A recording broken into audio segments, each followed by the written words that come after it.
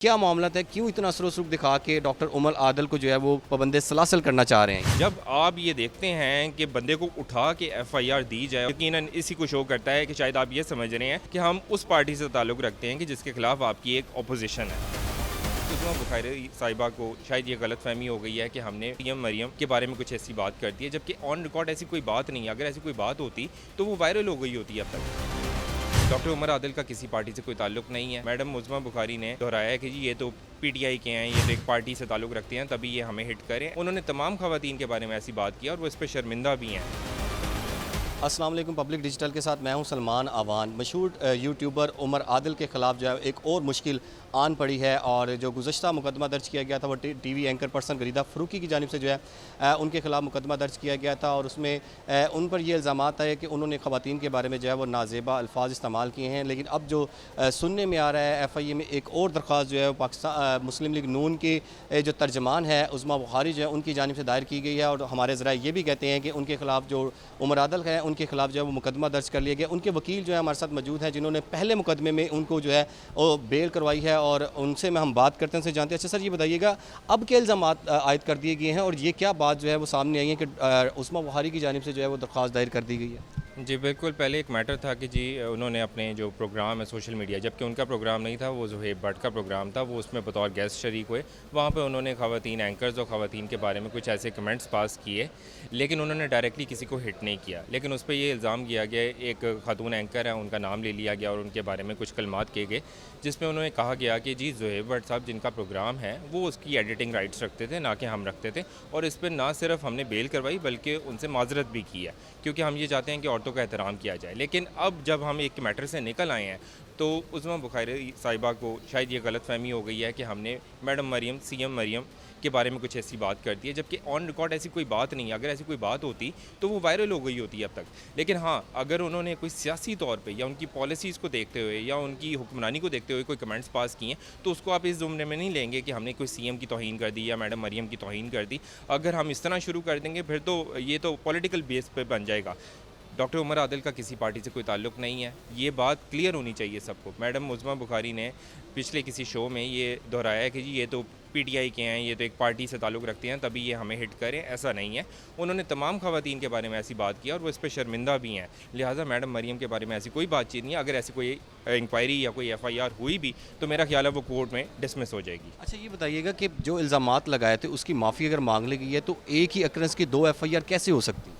जी, उसमें complainant different थे। वो गरीदा फ़रूकी की हद तक था और ये मैडम उस्मा है। लेकिन अब उन्होंने अल्फाज ही वापस ले लिए हैं और वैसे भी राइट्स जो हैं वो प्रोग्राम के किसी और के पास थे, तो फिर इनके खिलाफ एक और मुकदमा क्यों तैयार कर लिया गया? बेसिकली वही कहते हैं कि मैडम गरीदा का जो कंटेंट था, मैडम गरीदा के बारे में जो बोला गया वो किसी और प्रोग्राम का हिस्सा था और मैडम मरियम को अपने ही प्रोग्राम में कुछ कहा गया। लेकिन मेरा ख्याल है कि अगर कुछ भी होता तो वो ऑन रिकॉर्ड आ गया होता अब तक। अभी तक कोई नोटिस वगैरह नहीं। हमने देखा है कि FIA जब कार्रवाई करता है तो FIA की कार्रवाई का तरीकाकार ये है कि आप मुलज़म को जो है वो नोटिस जारी करते हैं। जी जो मुकदमा दर्ज किया गया गरीदा फ़रूकी जो मैडम थी उनके कहने पे या वो मुद्दईया थी, वो भी जो है मुकदमा दर्ज कर लिया गया और बुलाए बगैर। अब आप कह रहे हैं कि डॉक्टर उस्मा की जो दरख्वास्त है उस पर भी मुकदमा दर्ज कर लिया गया। तो FIA ने आपको उमर आदिल को या आप चूँकि उनके वकील हैं तो उनको आपको कोई नोटिस वगैरह जारी किया था? जी, नोटिस देने की तो यहाँ पॉलिसी फ़िलहाल नहीं चल रही है, लेकिन हाँ ये ज़रूर हुआ है कि जिस दिन हम बेल आउट हो गए हैं गरीदा फ़रूकी मैटर से, उनसे माजरत भी हो गई है, उसी रात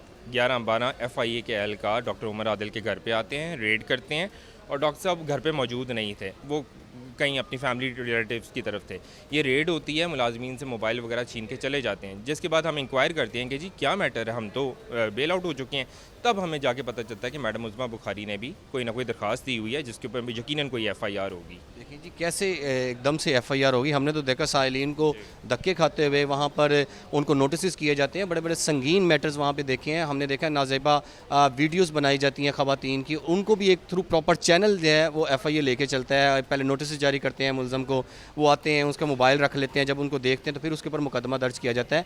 ये इस तरह का मामला भी नहीं है। क्या मामला है, क्यों इतना असर-ओ-रसूख दिखा के डॉक्टर उमर आदिल को जो है वो पाबंद सलासल करना चाह रहे हैं ये लोग? जी, मेरा ख़्याल है कि साइबर क्राइम्स आपके सामने ही है कि पूरा एक जवाब रिकॉर्ड होता है, एक पार्टी दूसरी पार्टी और इंक्वायरी में बुलाया जाता है। फिर कोशिश की जाती है कि अगर कोई सीरियस मैटर नहीं है तो वहीं पर रिज़ॉल्व कर लिया जाए, क्योंकि साइबर क्राइम्स के पास तो टीम ही नहीं है चीज़ों को देखने की, और 8-8 9-9 हज़ार केसेज़ हैं। लेकिन जब आप ये देखते हैं कि बंदे को उठा के एफ़आईआर दी जाए और इस तरह की जो एसओपीज़ हैं उनको अडॉप्ट कर लिया जाए, तो ये यकीनन इसी को शो करता है कि शायद आप ये समझ रहे हैं कि हम उस पार्टी से ताल्लुक़ रखते हैं कि जिसके खिलाफ आपकी एक अपोजिशन है। यानी कि अब डॉक्टर उमर आदिल जो हैं वो रूपोश हुए हैं जी। जी, रूपोश हैं, और यकीनन कोई भी सेंसिबल बंदा और कोई भी वो बंदा, he is a doctor, orthopaedic doctor हैं, एक माशरे में उसकी पहचान है, अपने कलमात पे वो माज़रत खां हैं, लेकिन ये तो नहीं हो सकता कि आप उनको दर बदर की ठोकरें दिलवाएं। आप एज अ लॉयर उनके लिए क्या कहना चाहते हैं कि क्या वो ऑन कैमरा जो है वो माफ़ी मांग लें इनसे, तो क्या उनको अपना काम करने दिया जाएगा, या आप केसेस फेस करने के लिए तैयार हैं, या उमर आदिल जो है डॉक्टर साहब वो क्या चाहते हैं इस टाइम? देखें जी, जहाँ तक किसी की दिल आज़ारी हुई है तो माफ़ी तो मांगनी चाहिए, और वो हम डंके की चोट पे मांगते भी हैं। लेकिन जब कोई हमारे ख़िलाफ़ इस तरह की इंक्वायरियाँ, कोई एफ़आईआर शुरू कर देगा तो कानूनी तौर पे हम मुकाबला करेंगे।